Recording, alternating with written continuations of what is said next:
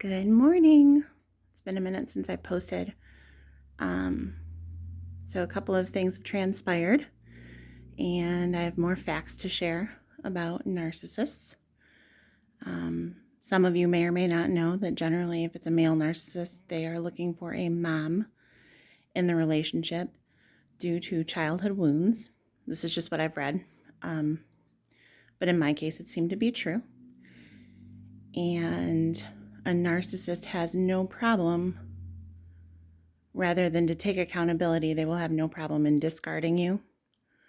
And when you are bonded to them because of love bombing and trauma and things, they would rather discard you than to actually put forth work or effort to be in a relationship. And sometimes it can make you feel like garbage, which is not fun. Case in point, when I received things back from my ex the day that we filed, there were cards and pictures in a Walmart bag like they were trash.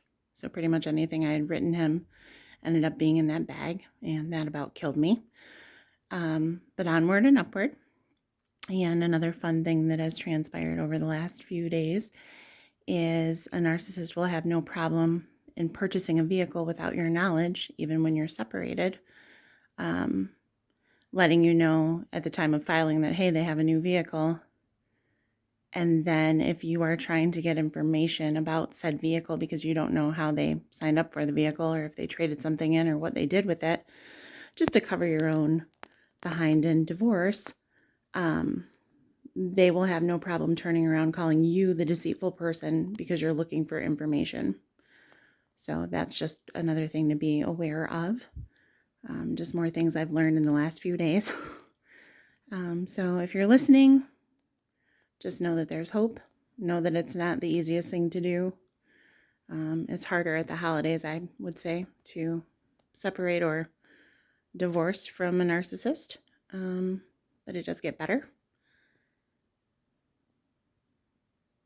I think that's all I have for the time being.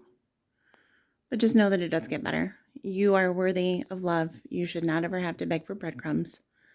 And when they have shiny object syndrome, and again, this is for men and women. I know a few people that are men that have dealt with this too, where the woman is a narcissist. I don't know as much about that, but I do know that it happens. So when your partner is a narcissist and they have shiny object syndrome, like they're always looking for the next best thing, they're always checking out other people, these would be red flags to look for early on in the relationship. And if they can't tell you why they love you, generally that's another good sign. And generally, if you call them out on something or call them a narcissist, they will lose it on you. And if you decide that you would like to say how you feel, it just generally causes a fight. If you want to spend time with your family, your friends, or have any other activities that do not revolve around them, they'll never tell you that you can't, but they will proceed to pick fights and make it to the point where you're like, it's just easier to stay home. I was talking to some friends recently, kind of letting them know what was going on, because when I got into the relationship with a narcissist, that's how my life went. He would shut things down or complain like, oh, so you don't love me anymore, so you're going to go hang out with these people. And I was thinking about some people that I didn't get to hang out with that I really like in life, and hopefully that will be a bridge that I can go back across and make amends with these people, because, hopefully they didn't think that I was brushing them off or snobby or something like that.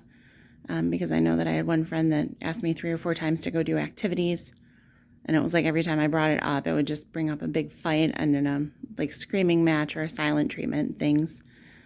So again, it just made it easier to not ever make plans.